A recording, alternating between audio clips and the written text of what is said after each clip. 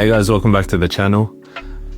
This weekend, the great Manny Pacquiao in 2025 is fighting on Sunday up against the current WBC champion, welterweight champion, Mario Barrios, live in Las Vegas. At first, when he got announced, I was very worried. Initial thoughts was he's shot, he's 46. Tito needs to just kick back. The election just happened. Maybe he needs money. And then the excitement started coming through again. Nothing excites me more than a Manny Pacquiao fight. I grew up going to watch the fights on a Sunday with my dad at Blacktown RSL. There would be hundreds, and nothing has ever amounted to what it was. And I don't think it'll be replicated again.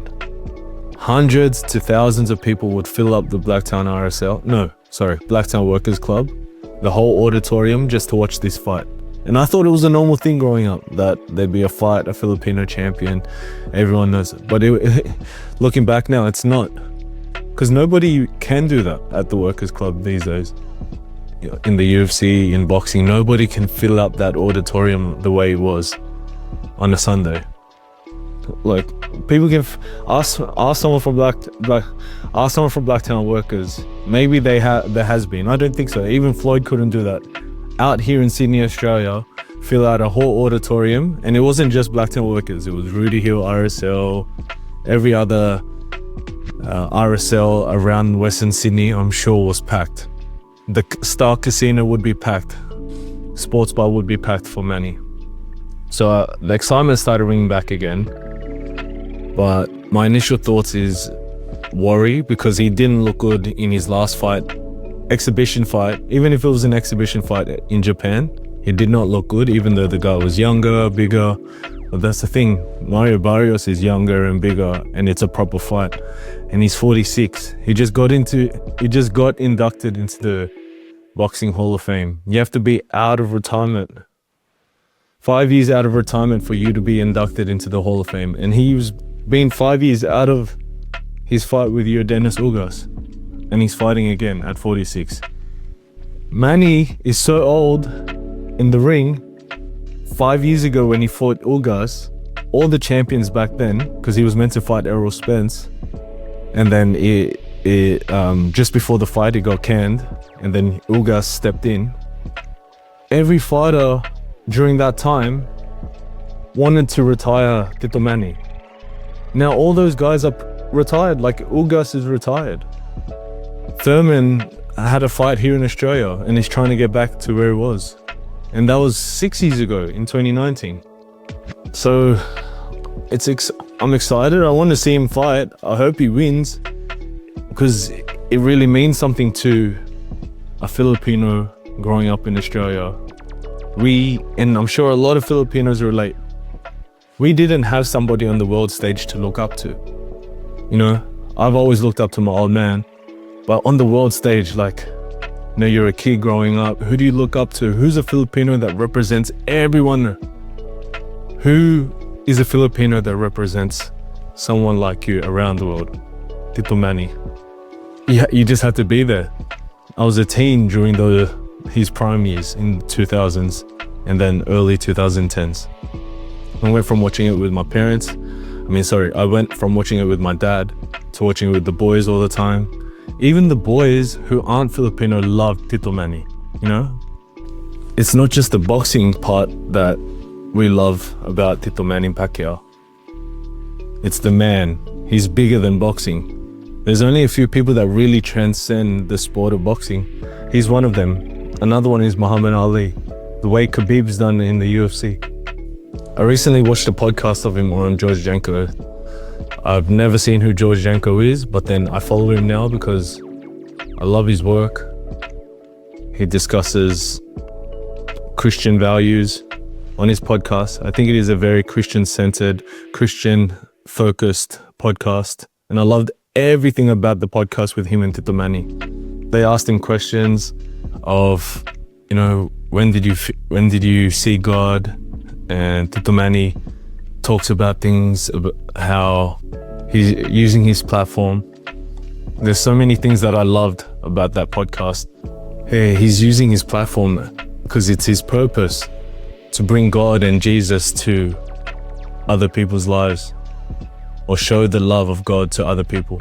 He says things like, what's the use of all this money if you don't know God, if you don't know your Creator? He discusses his past struggles with his addictions, gambling, womanizing, drinking. He said he was addicted to many things before finding his faith. And he shares about how reading the Bible and hearing from God changed his life. Throughout the podcast, you can tell he's not just preaching, he actually lives it. And everyone knows that, like people that really follow Manny, he really lives that life. He's helped thousands of people back home, millions maybe.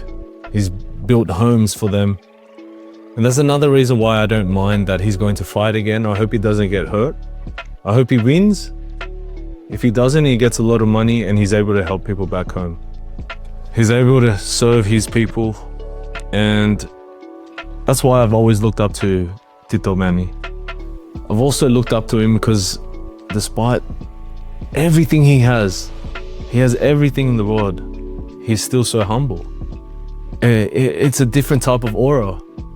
He could be the Floyd, he could be McGregor, but he's not like any of them. He can walk around and still have that aura around him.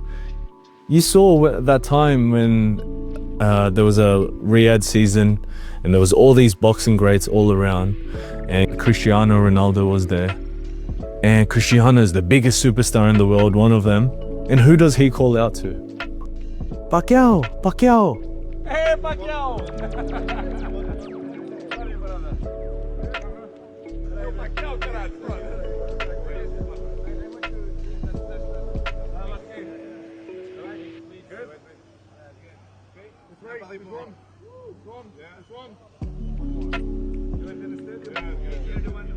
Okay, guys, keep it moving, please. He's your favorite player's favorite.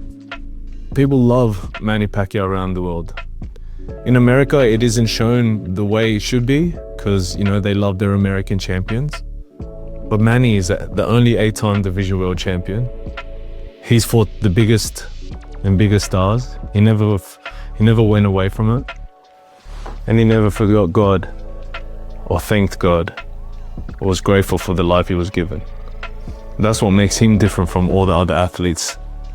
And if this is the end to the great career of Manny Pacquiao, how fitting, a full circle moment to go up against the Mexican world champion, the Mexicutioner, wars with Barrera, Eric Morales, trilogies with Marquez, his biggest rival, Oscar de la Hoya, Diaz. The list goes on. The Mexican people and Mexican boxing fans love Manny Pacquiao for his relentless style, his go-forward Mexican style. Never backed down from nobody, always fought the best. 8th division world champion, never been done before. Will be very hard to be done again. Greatest of all time.